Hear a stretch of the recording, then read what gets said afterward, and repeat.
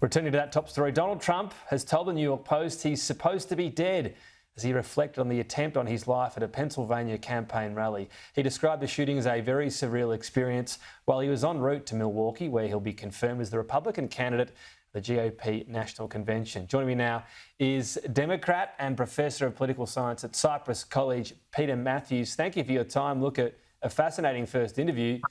I guess we forget sometimes, Donald Trump's just another living, breathing human. You would be thinking in the moments afterwards, look, he sees the political narrative with a fist up, but he must have looked at it, looked at the analysis and thought, I was centimetres from dying.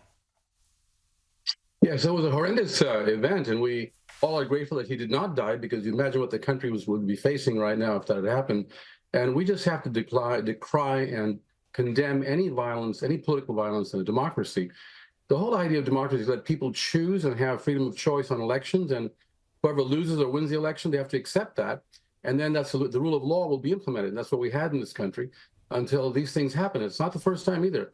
It happened in 1968 with Senator Robert Kennedy, and before that, 1963 with John F. Kennedy, the president. It happened in Dr. Martin Luther King. We've had assassination attempts or assassinations, which are horrendous. Don't forget Ronald Reagan in '81. And so this was the latest one, and we all are glad that he did not, that this at least didn't end up in worse tragedy. He says he's got the numbers of the families. He wants to call them all, of course, at least one death in terms of those innocently hit, and a 50-year-old man who dived across. And this is the sort of tragic story and such an impressive one, who straight away thought of the lives of his wife and daughters there. So he has died. The president also said he'll be about unity. He's scrapped his speech, which was going to be, not surprisingly, in the middle of a campaign attacking Joe Biden, and now it's going to be about unity. This is a pretty astute call, you'd have to say. It absolutely is, and it's very important that he did that, and we are very glad that he did that. And also President Biden has called for unity as well. And we should all lower the temperature, because we can have discourse that recognizes the other side as being American and our fellow citizens and our fellow neighbors, and not vilify or make them look like they're evil people if they have different views on us. So that's how democracy should work, and I think this was a very good move on his doing the speech differently, and we'll see what happens this week. We want everyone on both sides and other offices that people are running for to lower the temperature and just instead reason with each other and look at the issues carefully and let the voters decide. Let's go ahead and do that and have a good debate on the issues. Within this interview, that's certainly worth reading, he drops a little bit of a kernel here that I guess he's hoping other people will open, saying he hears maybe Joe Biden will order the DOJ to drop charges against him. I'm not sure if that's Donald Trump, putting that out there, because then Joe Biden's asked, and I don't know, how can he not? Isn't he trying to get unity? What did you make of that development? Well, that's very unusual. I mean, on the other hand, I can understand why he did it, but I don't. The system has to work. There was a trial with a jury of his peers, and they found him guilty, and the sentencing is supposed to come out in September. The judge held it off. You have to go through the rule of law there, and then let the voters decide, because it's still good for him to run, and we should, respect each other. His point of view is legitimately put out there, and let the voters decide if they want him or Joe Biden. But this is something else that's getting in the legal system when he asked to dismiss the charges. That's something that many people did not expect, but we'll see what happens. Yeah. Look, it was a suitably vague reference as to whether it will actually happen or not. Look, straight away when this happened, when there was the image of Donald Trump, a lot of people just thought, well, this will be significant. He was already ahead in this election race.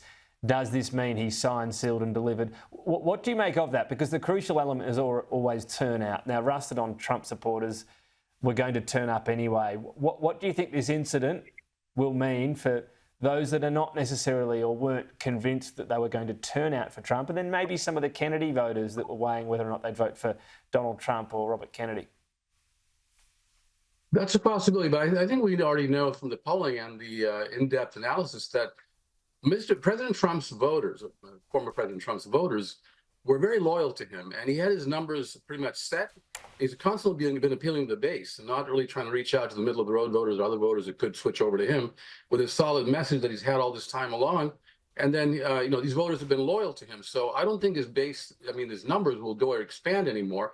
It's President Biden who actually lost some of his support, especially among key demographics like young people, American women and people of color, minorities. President Biden had a coalition back in 2020. That's how he beat President Trump by a few points. But this time, some of his people left him on issues like the Gaza issue, a few other things that Biden didn't quite come through the way he should have. That's been a very solid base for Trump, but it's Biden's base that moves up and down. So I don't know if this will actually bring more people to President Trump or not. Sometimes some people have said when the tragedy happens like this, more voters come in. The incumbent, yeah, it was Joe Biden. I mean, for now, this push to replace him will just stop. Will it be hard to restart? That this might save his campaign, albeit a lot of Democrats will say, well, that will even more guarantee a Donald Trump win. Well, you're doing great, so good analysis right there. I do believe that this is the movement to get Joe Biden to be replaced by someone else like Vice President Harris has been slowed down considerably by this tragic action where the attention was put on this action, and then Biden can rally people around and say, I'm the president, we'll have to be in charge now with this crisis that has hit us. And so people will be looking more towards saying, let's keep Joe Biden there, even Democrats, let's keep him in there, and let's just go with him and Harris, Vice President Harris as his running mate, and then go all the way there. Now, I don't know about the numbers as Trump, because this is a state-by-state election. We have electoral college, only about 7 states that determine the election outcome that are very close. President Biden won some of those states by only less than 1% of the vote last time. This time, if the vote swings toward President Trump, and they are, in fact, President Trump is a little ahead of President Biden right now in those swing states. So unless Biden can come up again and win about 3 or 4 more percent in those swing states, he could actually lose the election to Trump. It's a very unpredictable thing right now. Peter Mathews, very late or early, depending on which way you look at it there in Los Angeles. We appreciate your time today. Thank you. My pleasure. Thank you so much.